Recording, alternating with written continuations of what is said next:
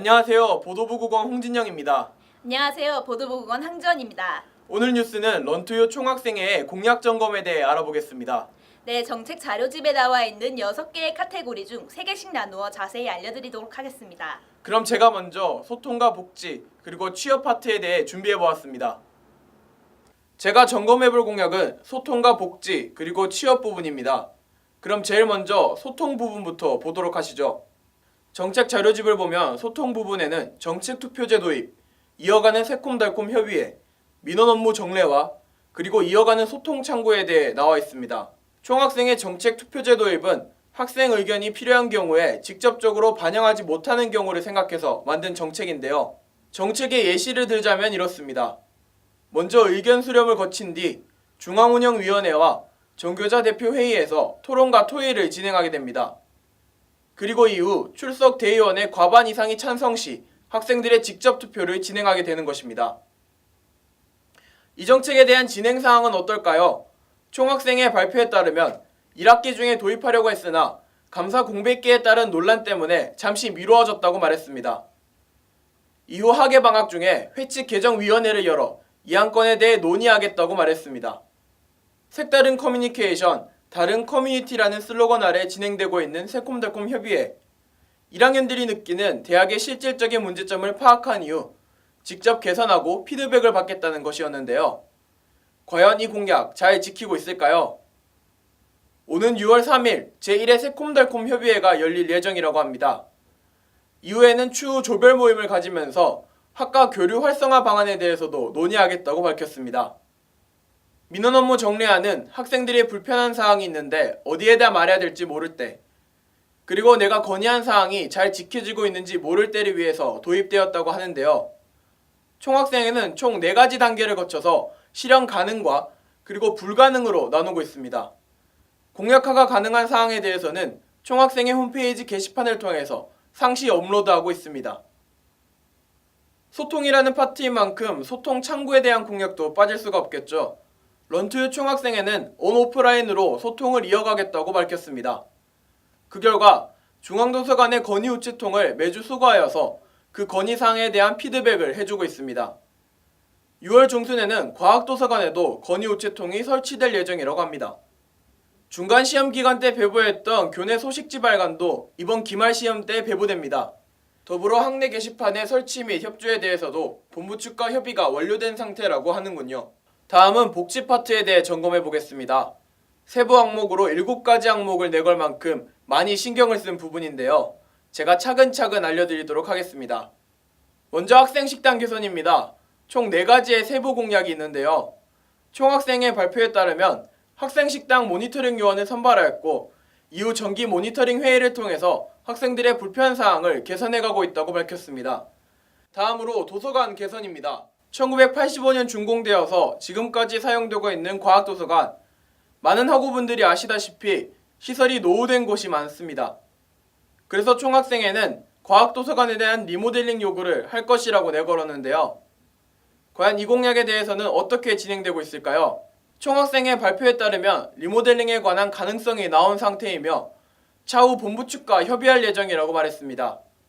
다른 항목인 과학도서관에 24시간 무인 복사기를 설치하겠다는 것과 지속적인 환기, 소음, 전등 점검에 대해서는 이러한 입장을 밝혔습니다. 세 번째로 학생 휴게 공간 확대에 대해 알아보겠습니다. 먼저 남아구 휴게실 정착 및 활성화에 대해서는 상시적으로 관리 중에 있다고 말했습니다. 그리고 각 단과대학별로 학생용 휴게 의자와 테이블 설치에 관해서는 본부 측과 협의를 진행 중에 있다고 말했습니다. 그리고 생활과학대 내부에는 남아구 휴게실을 창출했다고 말했습니다. 그들만의 방, 학생의 집행부만 쓰는 방이라고 인식되어 오던 학생회실에 관해서는 학회실 개방 의식화 사업을 상시적으로 요청 중이라고 말했습니다. 하지만 여전히 고정관념이 남아있는 곳이 많아서 꾸준히 추가적으로 계속 요청할 예정이라고 말했습니다. 네 번째는 이동 편의입니다. 이 항목에서는 스쿨버스와 서문 공공자전거 설치에 관해 나와 있는데요. 먼저 스쿨버스에 대해서는 시범 운영 1년을 거친 뒤 추후 협의가 예정되어 있어서 이번 학기가 종료된 이후 본부 측과 협의를 진행할 예정이라고 말했습니다. 서문 공공자전거 설치와 관련해서는 지난 1일 캠퍼스 관리팀과 협의를 진행했다고 말했습니다. 캠퍼스 관리팀은 서문에 신설로 추가하는 것보다는 정문에 추가적으로 몇 대를 더 설치하는 것이 어떻겠냐는 입장을 밝혔습니다.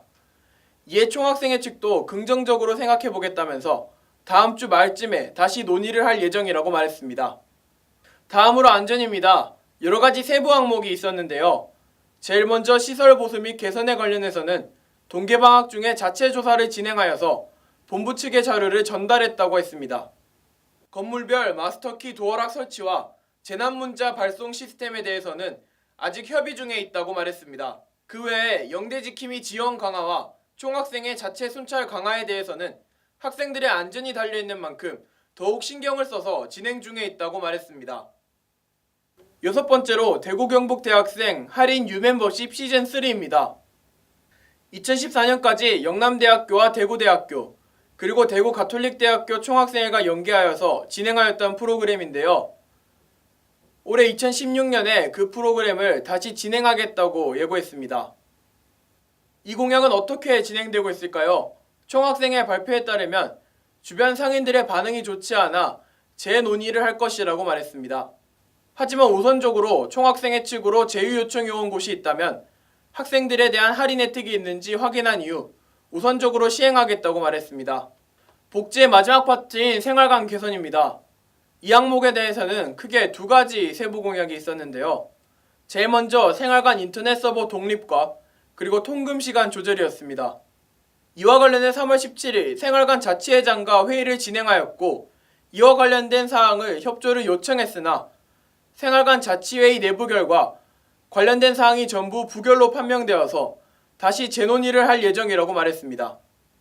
이러한 공약에 대해 부결된 이유는 무엇인지 최용석 생활관 자치회장의 이야기를 들어보았습니다.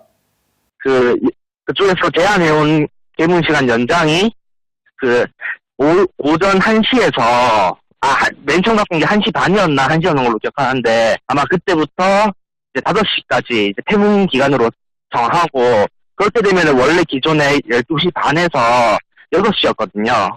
저희 자치회 내부에서 의결했는 내용은 12시 반에서 1시나 그 이후로 미루는 거는 늦게 들어오는 관승객 때문에 방에서 쉬는 관승 있잖아요. 잠자거나. 네, 그렇죠.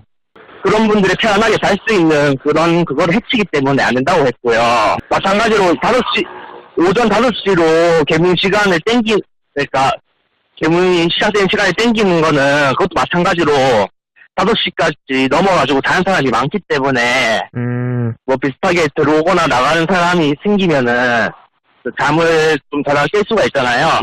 일단 총학생회에서 말한 거는 이제 토렌트나 P2P 사이트 그런 사이트들 이용 제한을 없애는 거고 스트리밍 사이트도 이제 제한을 없애는 거라고 제가 알고 있는데 보통 토렌트나 P2P 그리고 스트리밍 사이트를 이용하면은 그게 엄밀히 말하면 불법적인 거거든요. 네, 불법적인 자료를 사용하는 건데 일단 저희가 뭐 생활관이라서 주거 공간이긴 하지만 그 이전에 교육기관의 부속기관으로서 자치회에서 그런 거를 간접적으로 허용해준다는 것을 옳지 못한 거라 생각하고 애초에 그 전산원에서 쓰고 있는 서버를 독립하게 되면은 어떻게든 비용이 다시 나가게 되잖아요. 네네.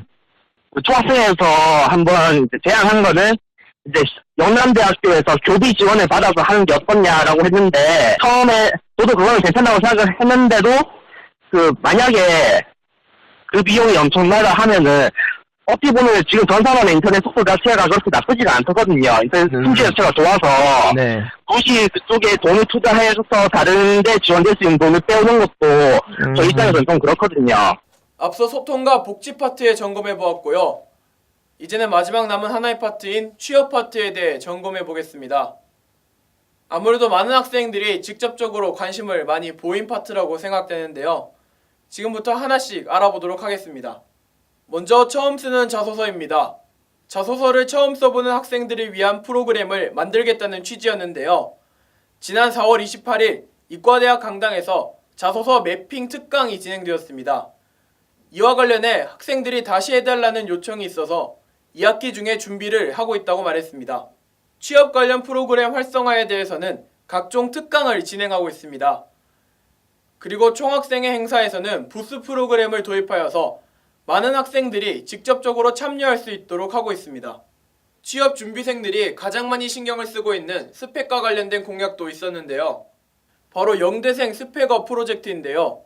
총학생회는 각종 공모전이나 대회 활동과 관련된 내용을 총학생회 홈페이지 게시판에 업로드하고 있습니다. 이상으로 소통과 복지, 취업 파트에 대한 공약 점검을 진행해 보았습니다.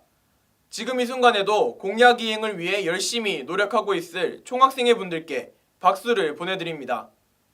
이상 UBS 뉴스 홍진영이었습니다.